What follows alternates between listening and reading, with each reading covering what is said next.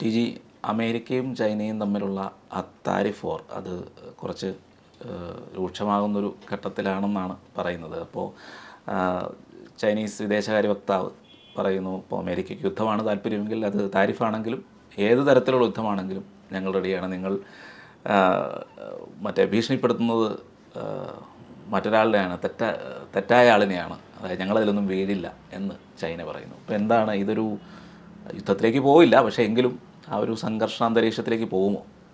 യുദ്ധത്തിലേക്ക് പോയാലും ചൈന എന്ത് ചെയ്യുമെന്നാണ് ഈ ട്രംപിൻ്റെ പ്രൊവോക്ക് ചെയ്തപ്പോൾ അതിൽ ചൈന വീണു എന്നാണ് ഈ പ്രസ്താവനയിൽ ഞാൻ മനസ്സിലാക്കുന്നത്. ചൈന യഥാർത്ഥത്തിൽ ഭയന്നുപോയി താരിഫ് വാറിൽ തന്നെ. We are ready for any type of war എന്നൊക്കെ ഉള്ളത് വെറുതെ പൊങ്ങച്ചൻ പറയുന്നതാണ്. They are not ready for any type of war. ഈ ആവശ്യത്തിൽ കവിഞ്ഞൊരു ഹൈപ്പ് ലഭിച്ച ഒരു രാജ്യമാണ് ചൈന. അതിനൊരു കാരണമുണ്ട്. ആവശ്യത്തിന് പോലും അവർ മിണ്ടാറില്ല. ഒരു കാര്യത്തിലും ഒരു പ്രസ്താവന ഇറക്കുക, ബഹളം വയ്ക്കുക, ഇതൊന്നും ചൈനക്കാർ ചെയ്യുന്നില്ല. ബട്ട് അവർ അവരുടെ രാജ്യത്തിൻ്റെ സുരക്ഷ ഭംഗിയായിട്ട് നോക്കുന്നു. അത് സൈബർ സുരക്ഷയും നോക്കുന്നു. പ്രൈവസി എന്നുള്ള കൺസെപ്റ്റ് യൂറോപ്പിൽ പടർന്നു പിടിച്ചതിനെ തുടർന്ന് ആദ്യം തങ്ങളുടെ പൗരന്മാരെ അതിൽ നിന്ന് ഐസൊലേറ്റ് ചെയ്തത് ചൈനയാണ്. ചൈനയിൽ ഗൂഗിളില്ല, ഫേസ്ബുക്കില്ല, ട്വിറ്ററില്ല, വാട്സാപ്പില്ല. അതിന് പകരം അവർ സ്വന്തം സംവിധാനം ഉണ്ടാക്കുകയും സ്വന്തം ജനങ്ങൾക്ക് അതേ ഫെസിലിറ്റി കൊടുക്കുകയും ചെയ്തു. ബെയ്ജിങ്ങിൽ ഇതെല്ലാം ഉണ്ട്. കാരണം ബെയ്ജിങ് തലസ്ഥാനമാണ്, അവിടെ ബാക്കി എംബസീസൊക്കെ ഉള്ളതുകൊണ്ട് ബെയ്ജിങ്ങിനെ ഒഴിവാക്കി. ബാക്കി ചൈനയിലല്ല ഇതാ സ്ഥിതി. നിങ്ങൾക്ക് ചൈനയിൽ മൈക്രോസോഫ്റ്റ് ഉപയോഗിക്കാൻ പറ്റില്ല. മൈക്രോസോഫ്റ്റ് ഉപയോഗിക്കുന്ന യൂറോപ്യൻ, അമേരിക്കൻ കമ്പനികൾ ചൈനയിലുണ്ട്. അത് കൃത്യമായും ചൈനയുടെ നിരീക്ഷണത്തിലുമാണ്. ആ നിരീക്ഷിക്കാൻ സമ്മതിച്ചാൽ മാത്രമേ ഈ സോഫ്റ്റ്വെയർ റൺ ചെയ്യാൻ ചൈന സമ്മതിക്കുകയുള്ളൂ. ഇങ്ങനെ കുറച്ച് പേർക്ക് എക്സെപ്ഷൻ കൊടുത്തിട്ടുണ്ട്. But they are under perpetual monitoring. ഇതാണ് ചൈന ചെയ്തത്. അക്കാര്യത്തിലൊക്കെ ചൈന മിടുക്കന്മാരാണ്, നമ്മളെക്കാൾ എത്രയോ മിടുക്കന്മാരാണ്. ബട്ട് ഒരു ഫുൾ സ്കെയിൽ വാർ എന്നൊക്കെ പറഞ്ഞു കഴിഞ്ഞാൽ തമാശ കളിയാണ്. ചൈന J-20 അത് F-35 ഈക്വലാണ് എന്നൊക്കെ പറഞ്ഞിട്ടാണ് ചൈന ഇറക്കിയിരിക്കുന്നത്. ബട്ട് അത് വാർ പ്രൂവണല്ല. ഒരു യുദ്ധത്തിൽ പങ്കെടുത്ത് പ്രൂവ് ചെയ്തിട്ടില്ല. ചൈന ഒരു യുദ്ധം ചെയ്തിട്ട് എത്ര വർഷമായിട്ട്? എനിക്ക് തോന്നുന്നു 1962 നമ്മളെ ആക്രമിച്ചതിന് ശേഷം ചൈന ആരെയും അങ്ങനെ ഒരു യുദ്ധവും ചെയ്യേണ്ടി വന്നിട്ടില്ല. അവരുടെ കിഴക്ക് ഭാഗം, വടക്ക് ഭാഗം ഒക്കെ കടലായിട്ട് സുരക്ഷിതമാണ്. ഇപ്പുറത്ത് റഷ്യയാണ്, റഷ്യയുമായിട്ട് നല്ല റിലേഷനാണ്. തെക്ക് വശത്ത് ഇന്ത്യയാണ്. ഇന്ത്യ അവരെ ഒന്നും ചെയ്യാൻ പോകുന്നില്ല എന്നവർക്കറിയാം. ഇന്ത്യയെ ഇടയ്ക്കിടയ്ക്ക് അവരിങ്ങോട്ട് ചൊറിയാറുമുണ്ട്. അപ്പം ഇങ്ങനെ സുരക്ഷിതമായിട്ട് കഴിയുന്ന ഒരു ഏരിയയാണ് ചൈന. അതുകൊണ്ട് അവർക്ക് എന്ത് പൊങ്ങച്ചവും പറയാം. ഫുൾ സ്കെയിൽ വാറിലേക്ക് ആരും പോകില്ല എന്ന് എല്ലാവർക്കും അറിയാം. അതുകൊണ്ട് അത് വിടുക. ട്രേഡ് വാറിൽ ചൈനയ്ക്ക് സാരമായ പരിക്ക് പറ്റിയിട്ടുണ്ട്. ട്രംപ് ചെയ്തത് ഇത്രയേ ഉള്ളൂ. അങ്ങനെ റെസിപ്രോക്കൽ താരിഫ് എന്ന് അനൗൺസ് ചെയ്തു. ഇത് വേൾഡ് ട്രേഡ് ഓർഗനൈസേഷൻ്റെ എഗ്രിമെൻറ്റിന് വിരുദ്ധമാണ്. WTO എന്ന് പറഞ്ഞിട്ട് 1994 ജാനുവരി 1 മുതൽ നിലവിൽ വന്ന സംവിധാനം. പഴയ ഡങ്കൽ ഡ്രാഫ്റ്റിൻ്റെയൊക്കെ ബേസിൽ ഡ്രാഫ്റ്റ് ഉണ്ടാക്കി ലോകരാജ്യങ്ങളെല്ലാം സൈൻ ചെയ്തു. എല്ലാവരും ഒന്നുമില്ല കേട്ടോ. അന്നും അതിൽ സൈൻ ചെയ്തെന്ന് ഗൾഫ് രാജ്യങ്ങളൊന്നും അതിൽ പാർട്ടിയൊന്നുമല്ല. WTOയിൽ സൗദി അറേബ്യ ഒന്നും അത് സൈൻ ചെയ്തില്ല. അവർ പറഞ്ഞ് ഞങ്ങളില്ല ഇതിനകത്ത്, ഞങ്ങൾ ഇൻഡിവിജ്വലി ഡീൽ ചെയ്തോളാം. അന്ന് വലിയ പ്രശ്നം അതായിരുന്നു. നമ്മളുടെ ഠേങ്കിഡിജിയൊക്കെ പറഞ്ഞു ഈ WTOയിൽ തലവയ്ക്കുന്നത് ദോഷം ചെയ്യും, നിങ്ങൾ ഇൻഡിവിജ്വൽ കരാറിൽ ഏർപ്പെട്ടാൽ മതി. ഈ പൊതു കരാറെന്ന് പറഞ്ഞാൽ നമ്മളവസാനം ആ കളിയിൽ തോറ്റുപോകും. കാരണം നമുക്ക് ആരോഗ്യമില്ല, മറ്റുള്ളവരുമായിട്ട് ഇടിച്ചു നിൽക്കാൻ ആരോഗ്യം വേണ്ടേ. നമ്മൾ വിഴുങ്ങപ്പെടും, നമ്മൾ കുഴപ്പത്തിലാകും എന്നൊക്കെ പറഞ്ഞു. ഇല്ല, അതങ്ങനെയല്ല, അതെന്തോ മഹാകാര്യമാണെന്നൊക്കെ പറഞ്ഞിട്ടാണ് പോയി ഒപ്പിട്ടത്. ഒപ്പിട്ട് അതിന് വരാനുള്ള ഡാമേജ് വന്നു, പോകാനുള്ളത് പോയി, കിട്ടാനുള്ളത് കിട്ടി, ഇങ്ങനെ ഒക്കെ പോയി നമ്മൾ പൊയ്ക്കൊണ്ടിരുന്നു. അപ്പോൾ ആ WTOയ്ക്ക് ഇപ്പോൾ യാതൊരു വിലയുമില്ല എന്ന് WTOയുടെ തന്നെ തമ്പുരാനായ അമേരിക്ക അങ്ങ് തീരുമാനിച്ചിരിക്കുന്നു. ആ തുടക്കം മുതൽ അങ്ങനെയാണ്. അല്ലെങ്കിൽ അമേരിക്കയ്ക്ക് മെക്സിക്കോയ്ക്ക് ഒരു താരിഫ്, കാനഡയ്ക്ക് വേറൊരു താരിഫ്, ഇന്ത്യക്ക് റെസിപ്രോക്കൽ താരിഫ്, ഇങ്ങനെയൊന്നും പറയാൻ പറ്റില്ല. നമ്മൾ റെസിപ്രോക്കൽ താരിഫ് എന്ന് പറഞ്ഞപ്പോൾ ചാടിക്കയറി സമ്മതിച്ചു. കാരണം നമുക്ക് നഷ്ടപ്പെടാനൊന്നുമില്ല. നമ്മൾ അമേരിക്കയുമായിട്ട് ട്രേഡ് സർപ്ലസാണ്. നമ്മൾ അമേരിക്കയിൽ നിന്ന് ഇമ്പോർട്ട് ചെയ്യുന്നതിനേക്കാൾ കൂടുതൽ വാല്യൂ അങ്ങോട്ട് എക്സ്പോർട്ട് ചെയ്യുന്നുണ്ട്. ഒരുപക്ഷെ മെറ്റീരിയൽ നോക്കിക്കഴിഞ്ഞാൽ സുപ്പീരിയർ സാധനമായിരിക്കും അവരുടെ. ഇലക്ട്രോണിക് ഐറ്റംസൊക്കെ നമ്മൾ ഇമ്പോർട്ട് ചെയ്യുന്നുണ്ട്. പലതും അതിൻ്റെ ഈ കൊമേർഷ്യൽ വാല്യൂ എടുത്തു കഴിഞ്ഞാൽ നമ്മളാണ് മുന്നിട്ട് നിൽക്കുന്നത്. അതായത് 100 രൂപയ്ക്ക് നമ്മൾ എക്സ്പോർട്ട് ചെയ്യുന്നുണ്ടെങ്കിൽ 97 രൂപയ്ക്ക് നമ്മൾ ഇമ്പോർട്ട് ചെയ്യുന്നുള്ളൂ. അപ്പം 3 രൂപ ഡിഫറൻസ് നമ്മളുടെ ഭാഗത്താണ്. ചൈനയിൽ ഈ ഡിഫറൻസ് 34 പോയിൻറ്റ് സംതിങ് ആണെന്നാണ് ഞാൻ കണ്ടത്. എനിക്കതിൽ ഉറപ്പില്ല. എനിവേ 30+ ആണ് ഈ ഡിഫറൻസ് ടു ചൈന. അഡ്വാൻറ്റേജ് ചൈനയായിട്ട് നിൽക്കുകയാണ്. അപ്പോൾ 30% സർപ്ലസ് ചൈനയുടെ അടുത്ത് നിൽക്കുമ്പോൾ ഏത് രാജ്യവും, ട്രംപ് ആയിക്കോട്ടെ ആരുമായിക്കോട്ടെ, അത് റെഡ്യൂസ് ചെയ്യാൻ ശ്രമിക്കും. അതിൻ്റെ ശ്രമത്തിൻ്റെ ഒരു ഭാഗമാണ് ഈ താരിഫ് വാർ. നമ്പർ 2, ഈ കാര്യം ട്രംപ് പറയുന്നത് സത്യമാണ്. ഫെൻറ്റനിൽ എന്ന മയക്കുമരുന്ന് ചൈനയിൽ നിന്ന് പോകുന്നു, അത് സത്യമാണ്. ഞാൻ നെഞ്ചത്ത് കൈവച്ച് വായുജിത്തനോട് പറ, ഈ കൊറോണ എന്ന് പറയുന്നത് ചൈനയിൽ നിന്ന് പുറപ്പെട്ടതല്ലേ? ലോകത്ത് ഇത് അറിയാത്ത ആരെങ്കിലും ഉണ്ടോ? ആരുമില്ല. പക്ഷേ അവർ ഇതിന് ഫസ്റ്റ് വുഹാൻ വൈറസ് എന്ന് പേര് വന്നു. ആ പേര് മാറ്റാനായിട്ട് ഇവർ വേൾഡ് ഹെൽത്ത് ഓർഗനൈസേഷനിൽ കളി കളിച്ചിട്ട് COVID-19 എന്നാക്കി മാറ്റി പേര്. അല്ലെങ്കിൽ ചൈനീസ് വൈറസ് അല്ലെങ്കിൽ വുഹാൻ വൈറസ് എന്ന് വരേണ്ടതാണ്. വുഹാൻ ലാബിൽ നിന്നാണ് ഇത് തുറന്ന് വിട്ടതോ അല്ലെങ്കിൽ അബദ്ധം പറ്റിയതോ. Everybody knows that. ജപ്പാൻ ജ്വരം എന്ന് നമ്മൾ വിളിക്കുന്നു. ജപ്പാനും വല്ല പ്രൊട്ടസ്റ്റ് നടത്തിയിട്ടുണ്ടോ? വേൾഡ് വൈഡ് അതിനെ ജപ്പാൻ ജ്വരം എന്നാണ് പറയുന്നത്. ജപ്പാൻകാരൊന്നും പറഞ്ഞിട്ടില്ല. Yes, it originated from Japan, it happen, what is there? അപ്പോൾ നമ്മുടെ നാട്ടിൽ നിന്ന് ഒരു രോഗം പുറപ്പെട്ടു കഴിഞ്ഞാൽ യെസ്, ഇവിടെ നിന്നാണ് പുറപ്പെട്ടതെന്ന് അക്സെപ്റ്റ് ചെയ്യുക എന്നുള്ളതാണ് ഒരു സിവിലൈസ് കൺട്രി ചെയ്യേണ്ടത്. അത് ചൈന ചെയ്തില്ല. ചൈന മാനിപ്പുലേറ്റ് ചെയ്തു. വേൾഡ് ഹെൽത്ത് ഓർഗനൈസേഷൻ 2 തവണ വുഹാൻ ലാബ് പരിശോധിക്കാൻ പോയി. 2 തവണയും റിസപ്ഷനിൽ നിന്ന് ചൈന തിരിച്ചയച്ചു. നിങ്ങൾക്ക് പരിശോധിക്കാൻ വരുമെന്നൊക്കെ പറഞ്ഞു. ഇവർ അവിടെ പോയി ആ ഫസ്റ്റ് ലെയർ കാണിച്ചിട്ട് അവർ പറഞ്ഞു ഇതിനപ്പുറത്തേക്ക് ഞങ്ങൾ ആരെയും പ്രവേശിപ്പിക്കാറില്ല. ഒരു വലിയ പരിശോധനയ്ക്ക് പോയതാണ്. ഈ തെമ്മാടിത്തരം കഴിഞ്ഞപ്പോഴാണ് ട്രംപ് പറഞ്ഞു ഞാനില്ല ഈ WHO ഇതിനകത്ത് മുഴുവൻ കള്ളക്കളിയാണ് നടക്കുന്നത്. വേൾഡ് ഹെൽത്ത് ഓർഗനൈസേഷൻ എനിക്ക് വേണ്ട. UN റിലീഫ് സൊസൈറ്റി അങ്ങനെ എന്തോ സാധനം ഞാനില്ല, ഞാനതിൽ കാശ് മുടക്കുന്നില്ല, ആരാന്ന് വെച്ചാൽ നടത്തിക്കുന്നു. ഇപ്പോൾ യുണൈറ്റഡ് നേഷൻസിൽ നിന്ന് പുറത്ത് കിടക്കണമെന്നാണ് ഈ നമ്മുടെ ഇലോൺ മസ്ക് ഒക്കെ പറയുന്നത്. ട്രംപ് അത് ചെയ്യുമെന്ന് എനിക്ക് തോന്നുന്നില്ല, അത്രയും കടുപ്പപ്പെട്ട ഇത് ചെയ്യില്ല. ബട്ട് USAID അങ്ങനെ അത് നിർത്തുന്ന ഈ എന്തിന് നമ്മൾ ഈ കാശ് കൊടുക്കുന്നത് നാട്ടുകാരെ നന്നാക്കാൻ? അമേരിക്കയുടെ ഭാഗത്തു നിന്ന് ആലോചിച്ച് നോക്കി. ഈ കാശും കൂടി ഈ USAID പോകുന്നത് ഇവർക്കാണ്. USAIDൻ്റെ ഉദ്യോഗസ്ഥന്മാർ പോലും ഹമാസുകാരാണ്. എന്നിട്ട് അത് വെച്ചിട്ട് ഇസ്രായേലിനെ ആക്രമിക്കുന്നു. ഇസ്രായേലിനെ ആക്രമിക്കുക എന്ന് പറഞ്ഞാൽ അമേരിക്ക ആയുധം സംഗതിയൊക്കെ കൊടുത്തതാണല്ലോ. ഫലത്തിൽ അമേരിക്കയെ ആക്രമിക്കുന്നു. ട്രംപ് പറഞ്ഞോളാം എൻ്റെ കാശ് കൊടുത്ത് എൻ്റെ നെഞ്ചത്ത് കയറുന്നു. പണ്ടില്ലേ ചീട്ട് കളിക്കും പറയുമല്ലോ, എൻ്റെ ചായയും കുടിച്ച് എൻ്റെ ഗുലാനും വെട്ടുന്നോടാ. ആ പരിപാടി കാണിക്കുന്നത്. ഈ കാരണവർ പറഞ്ഞു അത് നിർത്തിയേക്കളാതെ കുന്തം വേണ്ട. ഈ രഹസ്യമായിട്ട് ഈ വൈറസിനെ തുറന്നു വിടുന്ന പോലത്തെ പ്രവൃത്തിയാണ് ഈ ഫെൻറ്റനിൽ. ഇത് ചൈനയ്ക്ക് നിഷേധിക്കാൻ സാധ്യമല്ല. അത് ട്രേസ് ചെയ്ത് കഴിഞ്ഞാൽ സാമാന്യ ബുദ്ധിക്ക് നമുക്ക് മനസ്സിലാകും ദിസ് ഒറിജിനേറ്റഡ് ഫ്രം ചൈന. ഇത് അധികമൊന്നും ആലോചിക്കുന്നത്. എന്നെ കഴിഞ്ഞ ദിവസം ഒരു എക്സൈസ് ഇൻസ്പെക്ടർ വിളിച്ചു, റിട്ടയർഡ് എക്സൈസ് ഇൻസ്പെക്ടർ. അങ്ങനെ പറഞ്ഞു ഈ ഡ്രഗ്സിനെ ചൊല്ലി ഇത്രയും വലിയ ബഹളം നടക്കുന്നുണ്ടല്ലോ ഇവിടെ. പാകിസ്ഥാൻ, ഇന്ത്യ, ചൈന, പഴയ OPM റൂട്ട് എന്നൊക്കെ പറയുന്ന ആ റൂട്ട് തന്നെയാണ് ഇപ്പോഴും കിടന്ന് കളിക്കുന്നത്. അതിൻ്റെ മെറ്റീരിയൽ മാറി പുതിയ പുതിയ മയക്കുമരുന്നുകൾ വന്നു. ഇതിങ്ങനെയാണ് സാധനം. ഈ ഫെൻറ്റനിൽ ഒരു പക്ഷേ ഇന്ത്യയിലൂടെ പോവുകയും ഇന്ത്യയിൽ കുറച്ച് വിതരണം ചെയ്യപ്പെടുകയും ചെയ്യുന്നുണ്ടാവണം. അതുകൊണ്ടാണ് ഈ 5000 കോടി രൂപയുടെ മയക്കുമരുന്ന് ഗുജറാത്തിൽ പിടിച്ചു. 5000 crores വർത്ത്, 5000 കോടി രൂപ വിലയുണ്ട് അതിന്. ആകെ അതൊരു ചെറിയ സഞ്ചിയായിരിക്കും സാധനം, പക്ഷേ 5000 കോടി രൂപ അതിൻ്റെ വില.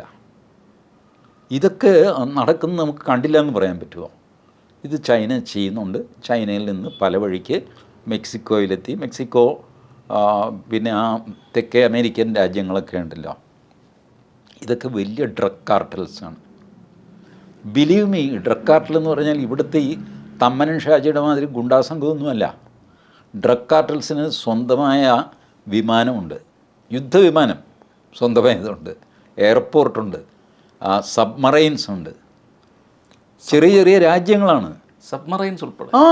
അന്തർവാഹിനിയുണ്ട് അവരുടെ. ക്യൂബയിൽ അവർക്ക് സെറ്റപ്പുണ്ട്. മെക്സിക്കോയിൽ 2-3 ആഗോള പ്രശസ്ത ഡ്രഗ് കാർട്ടലുണ്ട്.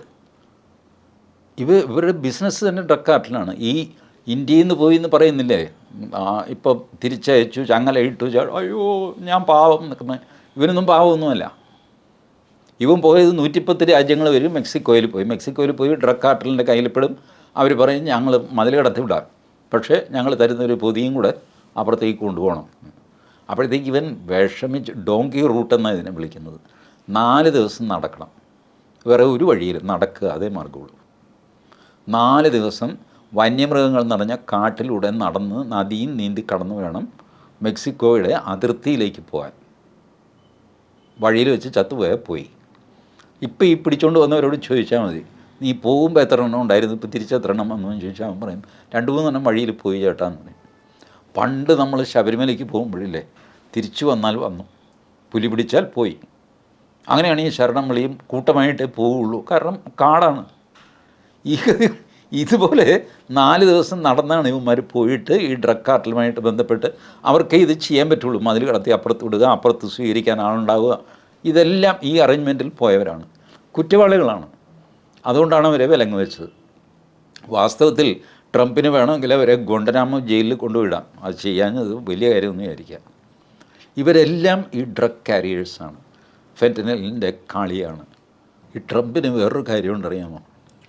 ട്രംപിൻ്റെ അനിയനാണെന്ന് തോന്നുന്നു, സഹോദരൻ, ഈ ഡ്രഗ്സിലാണ് മരിച്ചു പോകുന്നത്. അതുകൊണ്ട് ട്രംപിന് വല്ലാത്ത ഒരു രോഷമാണ് ഡ്രഗ്സിനോട്. ട്രംപ് ഇങ്ങനെയൊക്കെ പെരുമാറുമെങ്കിലും ട്രംപ് മദ്യപിക്കില്ല, ട്രംപ് പുകവലിക്കില്ല. There are lot of positive qualities in that man. ഇനി അങ്ങനെ അത് പരസ്യപ്പെടുത്താറൊന്നുമില്ല, ബട്ട് ഇങ്ങനെ ഒരു സൈക്കോളജിക്കൽ ഒരു ബാക്ക്ഗ്രൗണ്ട് ട്രംപിനുണ്ട്. അതുകൊണ്ട് ട്രംപ് ഡ്രഗ്സുമായിട്ട് കോംപ്രമൈസ് ചെയ്യുന്ന പ്രശ്നം ഇപ്പോൾ വിളി തുറന്നു പറഞ്ഞു. This is coming from Mexico and can be routed to China. അന്വേഷിച്ച് പോയി കഴിഞ്ഞാൽ ഇതിൻ്റെ വേരുകൾ ചൈനയിലാണ്. ഇപ്പോൾ ചൈന പറഞ്ഞു ഞങ്ങൾക്ക് ഭയങ്കര ഡ്രഗ് പ്രിവെൻഷൻ പോളിസി ഉണ്ട്. പോളിസി എല്ലാവർക്കും ഉണ്ടെന്നേ. നമുക്കിവിടെ narcotic and psychotropic substance act, NDPS act, narcotic drugs and psychotropic substance act, ഇങ്ങനത്തെ ഒരു വായിക്കൊള്ളാത്ത പേരാണ് അതിൻ്റെ. 1985 നിലവിൽ വന്നതാണ്. ഭയങ്കര സ്ട്രിക്റ്റാണ്. പക്ഷേ ഇതിൻ്റെ പ്രൊസീജിയർ ചെയ്ത് കോടതിയിൽ എത്തിച്ചു കഴിയുമ്പോഴത്തേക്ക് എവിടെയെങ്കിലും ഒരു തെറ്റ് പറ്റിക്കഴിഞ്ഞാൽ അതിൻ്റെ ആനുകൂല്യം പ്രതിക്ക് കിട്ടിയ ആൾ പോകും. Anyway that is another issue.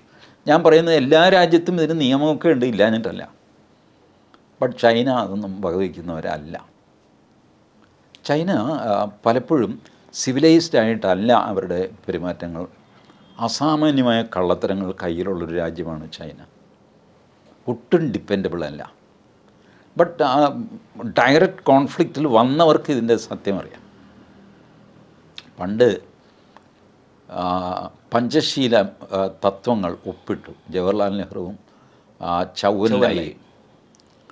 ഈ പഞ്ചശീല തത്വം ഒപ്പിട്ട് കഴിഞ്ഞപ്പോൾ സർദാർ പട്ടേൽ, ഗുൽസാരിലാൽ നന്ദ, ലാൽ ബഹദൂർ ശാസ്ത്രി, ഈ 3 പേര്, സർദാർ പട്ടേൽ എന്നില്ല, ശാസ്ത്രിയാണ് ഏറ്റവും സ്ട്രോങ് ആയിട്ട് പറഞ്ഞത്, ഗുൽസാരിലാൽ നന്ദയുണ്ടായിരുന്നു, ഉറപ്പായിട്ട് ചൈന നമ്മളെ ആക്രമിക്കും, ഉറപ്പായിട്ടും.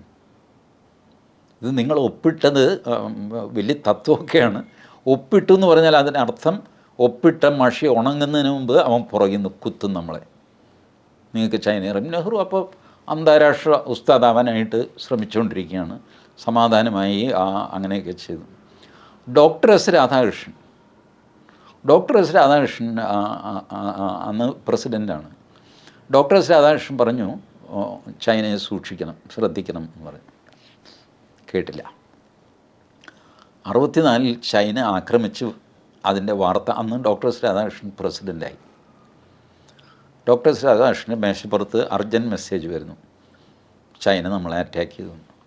ഡോക്ടർ എസ് രാധാകൃഷ്ണൻ ചിരിച്ചു, കുലുങ്ങി ചിരിച്ചു.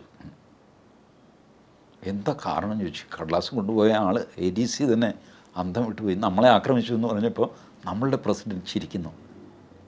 സാർ എന്ന് മാത്രം ഇവന് ശരി. ഡോക്ടർ രാധാകൃഷ്ണൻ പറഞ്ഞു, ഇത് നേരത്തെ ഞങ്ങൾക്കറിയാവുന്ന കാര്യം, ഇത് സംഭവിക്കുമെന്ന് ജവഹർലാലിനോട് എത്ര നാളായി ഞാൻ പറയുന്നു, കേൾക്കുന്നില്ല.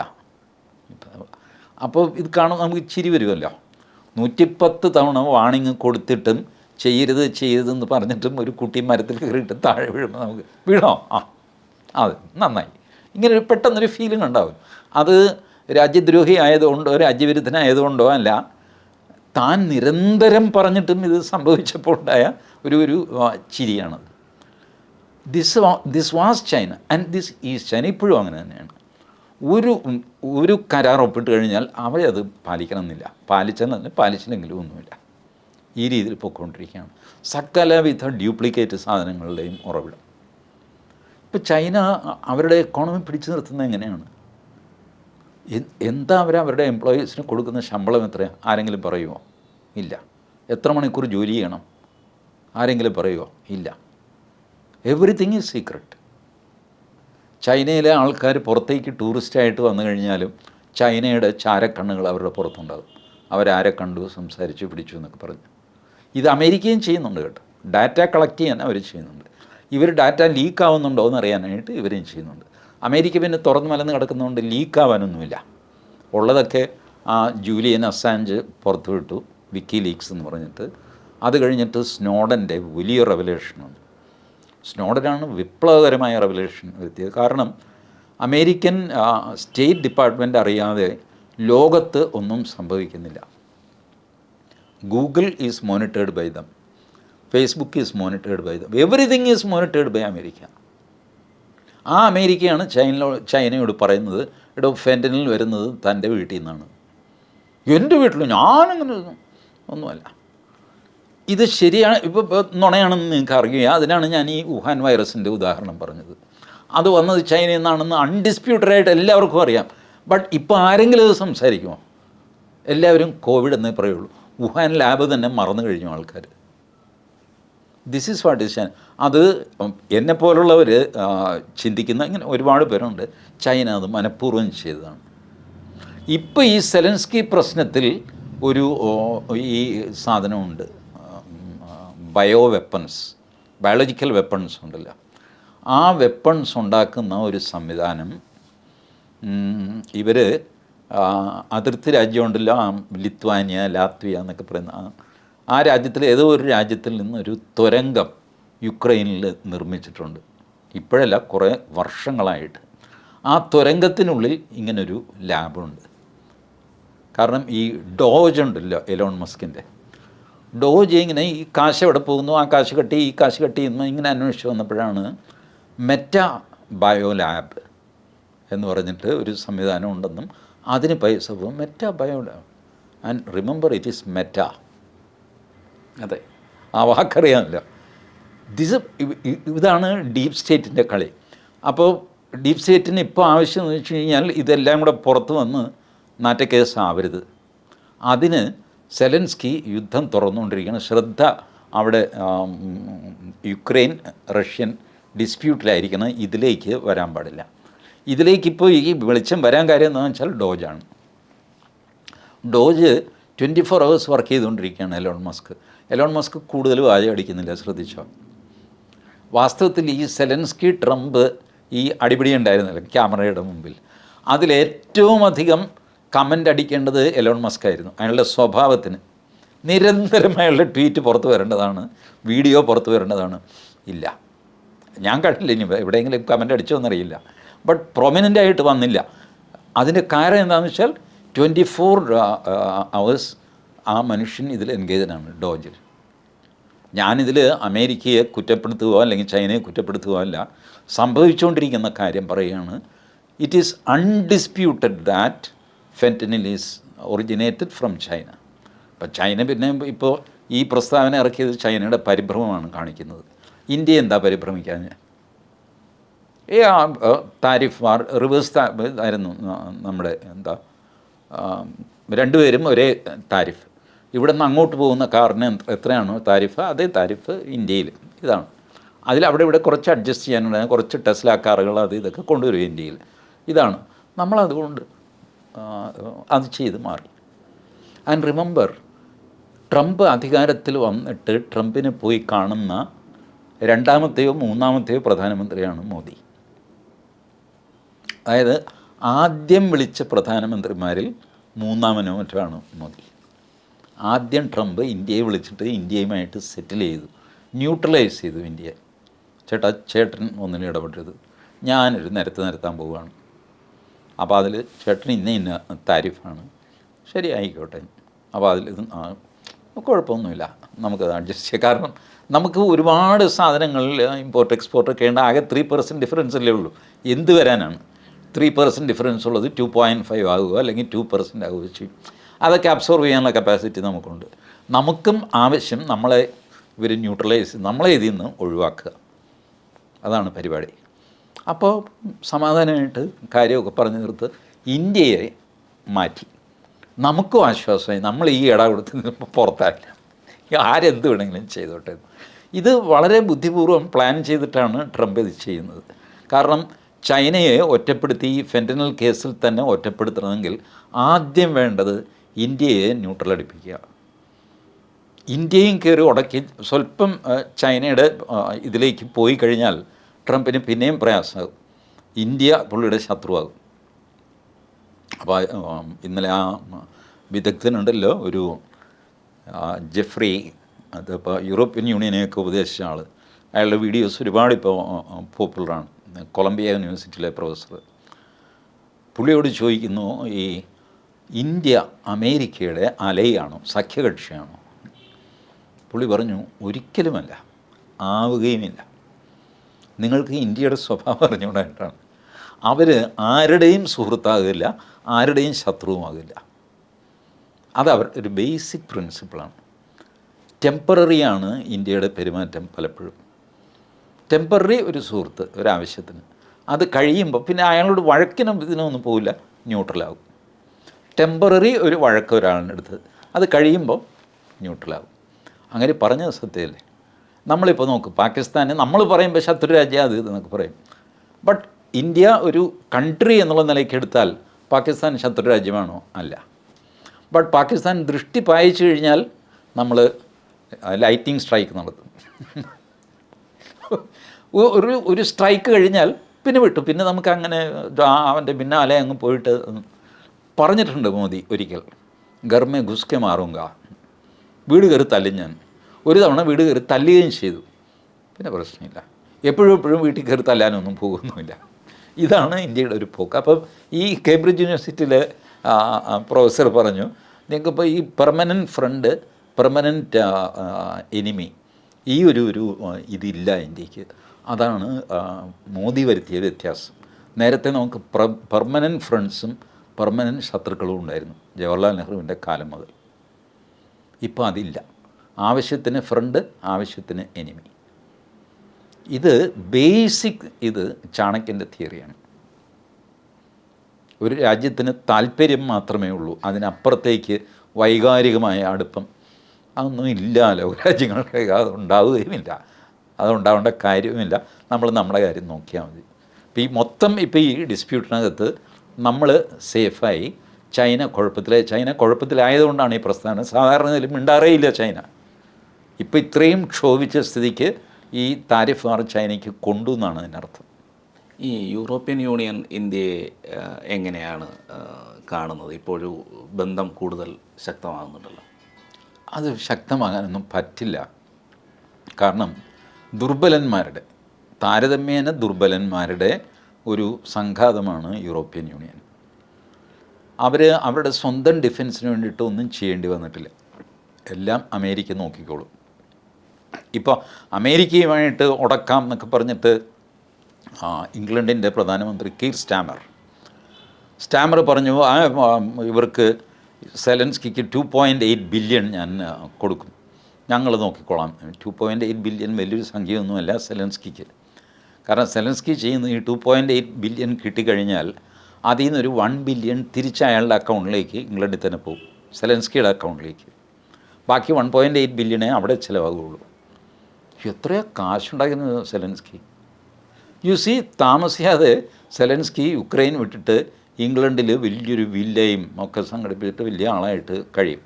The only man who challenge American president എന്ന് ചരിത്രത്തിൽ എഴുതി വെച്ചിട്ട് വലിയ ആളായിട്ട് നടക്കും എന്നാണ് എൻ്റെ ഒരു തോന്നൽ.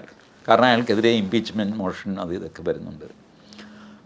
യൂറോപ്പിന് അയാളെ നിലനിർത്താൻ പറ്റില്ല. കീർ സ്റ്റാമറോട് ട്രംപ് തന്നെ ചോദിക്കുന്നുണ്ട്, ഏയ് നിങ്ങൾ ഒറ്റയ്ക്ക് ഇത് ചെയ്യുമോ, ഇയാളെ സപ്പോർട്ട് ചെയ്യുമോ എന്ന് ചോദിക്കും. ഇയാളൊരു ഇളിഞ്ഞ ചിരിച്ചിരിക്കുന്നു കീർ സ്റ്റാർമർ. കാരണം പറ്റില്ല, അതിനുള്ള കാശില്ല ഇംഗ്ലണ്ടിൻ്റെ കയ്യിൽ.